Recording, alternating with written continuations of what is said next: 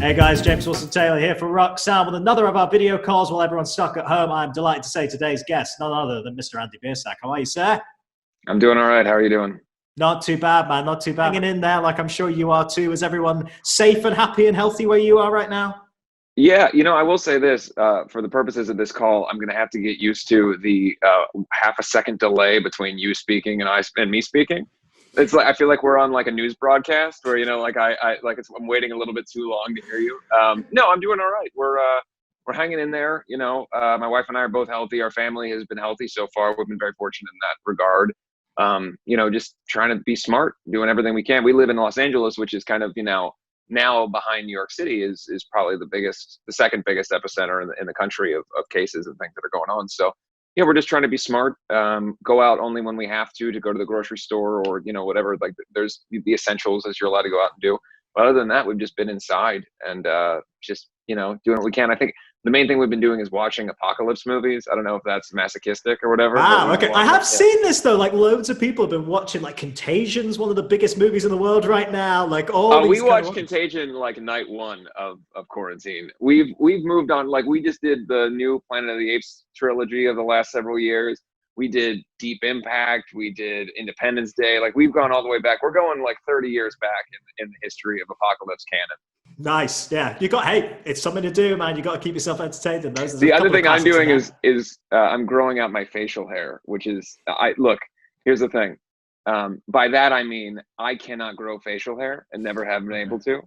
I'm 29 years old, and then because of how bad my facial hair is, I have never let it go for more than say a week because I have this weird like John Waters pencil mustache, and then like what I describe as a pudding cup beard, where this looks like I dipped my chin in pudding, and so that has never been allowed to go on its own for this long, and I have not shaved now in 22 days. And this is where I'm at. Man, very nice. All right, fair play. Look at that terrible mustache. Look at that. I wouldn't say that's terrible. That looks like something a lot of people would pay for, man. It's hitting exactly the kind of right areas there. That's very it grows in. I'm such a douchebag that my facial hair grows in the most douchebaggy way, just naturally. Hey, you said douchebaggy, I said stylish, man. That's all right. My facial hair grows in like I'm trying to look like a Johnny Depp cosplay. Like that's how my facial hair naturally grows. So it's this little pencil mustache and like the soul patch and then the beard. And so we've got the goal is to go through the whole quarantine with my hair or with my facial hair. So that'll be at the end of it. We'll be up to like 48 to 58 days, somewhere in that range. So. Man, exciting stuff. Something to look forward to there for sure. And in terms of more new music, obviously when the first couple of tracks came out, you're saying it's the duologies. That's how you want to kind of present a lot of the new music for Black Veil Brides. More to come, or are we still in scheduling? We had the plan to do the duologies, and then I wrote a big opus concept record idea with drawings. And I just sat at our kitchen table one night, and I was like, oh, I have an idea that will be a big, giant Wretched and Divine style concept record. And so we're about 4 songs into that right now. So I believe that there'll be room to release 2-song increments from now to then.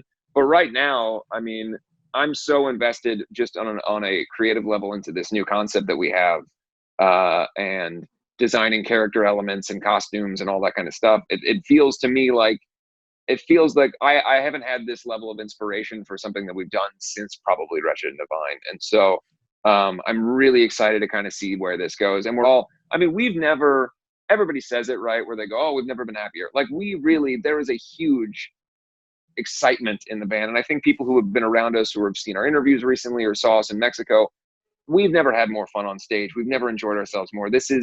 We're just having so much, again, just fun. We're writing and recording and doing what we can. Unfortunately, now we've kind of had to put a break in the process of writing and recording, but we've got enough material that there's some stuff to kind of mess with and just keep writing in the interim.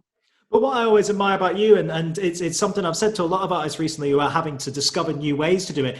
Your band's always been about community, and it was the same with the Andy Black stuff. It's about building worlds musically, but then also building worlds within the fandom and making sure there's those connections there.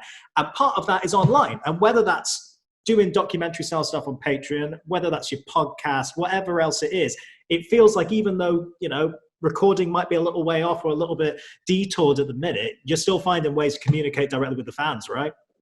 Well, yeah, I mean, I'll be honest with you. We're very fortunate that things like the Behind the Veil documentary series got started when it did. We're very fortunate that my cousin, who's been like my brother my whole life, and my best friend Pat, they're the guys who work with me on the podcast, and they're also the guys who are doing the documentary series.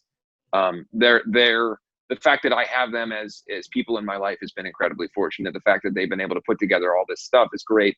But at the end of the day, and it may sound cliche to say, but if people don't give a shit about you, it's very hard to release things, right? Like you can put something out every day until the cows come home, but if nobody cares about it, it's a lot less fulfilling and certainly not financially viable.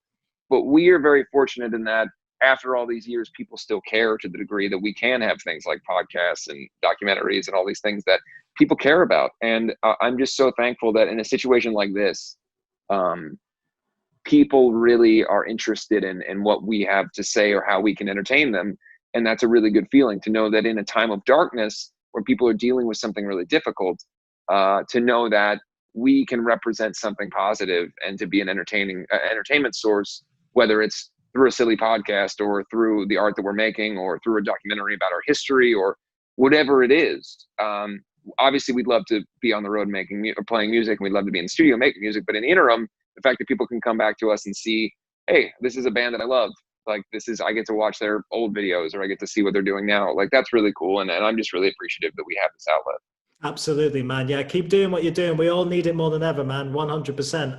And it's always great to chat to you, man. It really, really is. Stay safe. Hope your family stays safe. Hope all the other guys stay safe. And hopefully, as I've said to everyone, I hope we get to do this face-to-face sooner rather than later. I hope to see you over on UK shores for some shows and all that stuff before the end of the year. Well, we were supposed to be there soon, but obviously we understand with Download being canceled. But I promise that we do have plans to come to the UK when we can. That we were supposed to be Download was supposed to be the launching pad for a bigger thing as far as what we were going to be doing over there. So there will be news to that. So I know a lot of people over there have been asking. But the plan is once we can, we will. I mean, we have such a good audience with you, or such a good rapport with the UK audience that it would, obviously we're going to be over there.